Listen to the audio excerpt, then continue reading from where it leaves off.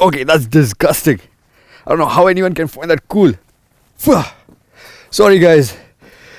We are in Barcelona and I'm trying my best to look as badass as possible because we are the only publication from India to get our hands on the 2018 Harley Davidson Fat Boy. Yeah, it's probably the same bike which you remember that Arnold Schwarzenegger jumps off the bridge in Terminator 2 Judgment Day. It's one of the most iconic, one of the highest selling cruisers made by Harley Davidson, which is why for its 2018 iteration, Harley Davidson has thrown everything at it, including the kitchen sink.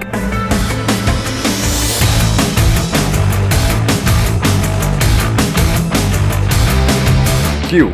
New 18-inch Lancaster wheels with a 240 section rear tire to play ball with the new 160 section front, the widest front tire Harley has ever provided on any of their motorcycles. The front tire on this is in fact wider than the rear tire on the original Fat Boy. A bike which turned a lot of heads, made a lot of headlines for its mean, aggressive look. And this one takes the same muscular mantle several notches higher. And a lot of that has to do with this new, distinctive looking LED headlight. It's incredible to know how this has almost single-handedly transformed the Fat Boy from what was turning out to be an aging design into a high-tech muscular brawler of the future. The old Softail styling has pretty much stayed intact, at least on the surface. Because underneath the brawn is the all-new chassis, which now forms the backbone of the entire new Softail range. 34% more rigid, helped by the engine being rigidly mounted onto the frame. And it is lighter as well, helping the Fat Boy lose about 12 odd kgs. The signature dual under-engine shocks have also given way to a monoshock while still maintaining the hardtail look. The only thing that gives it away is the new remote preload adjuster. And this aggressive stance is also backed by increased firepower from the new Milwaukee 8 engines, the same ones that we experienced on the touring range early in the year. And guess what? The Fat Boy will be getting them both, the 107 as well as the 114. Now this combination will be coming to India as a part of a special anniversary edition of the Fat Boy. And your boy is just about to experience this very lethal combination as we speak. So hop on and hang on tight.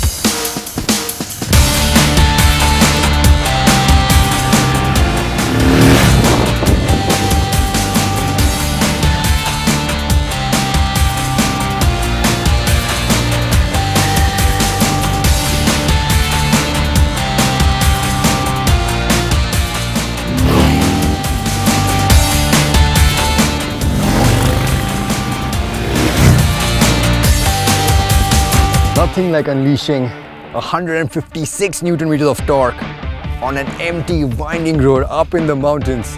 And then when you stop, you are greeted with a view this stunning to gather your thoughts.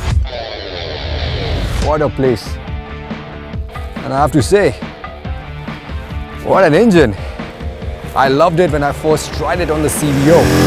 And I think on the Fat Boy is just as impressive, because here you have a lot less weight to hustle around.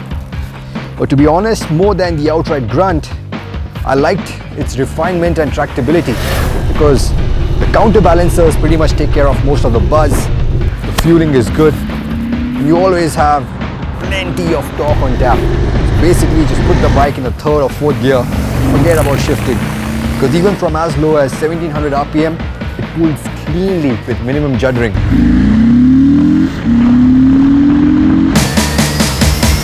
I know Spain is not the best place to talk about heat dissipation, especially for someone who comes from India, right? But there's no doubting that the saddle is definitely cooler, despite this engine actually being oil cooled and not water cooled like the one on the CVO. Because unlike the old Fat Boy, which had the oil tank underneath the seat, on this bike you have a new system which basically directs the oil directly to the engine wet sump. Even the braking performance was quite good. For a bike this size, it stopped pretty well. And I think that's down to, again, the reduction in weight. So yeah, I had a blast basically putting all the power down at the exits and then stopping hard at corner entry. An exercise which really helped me work up quite an appetite. I'm famished.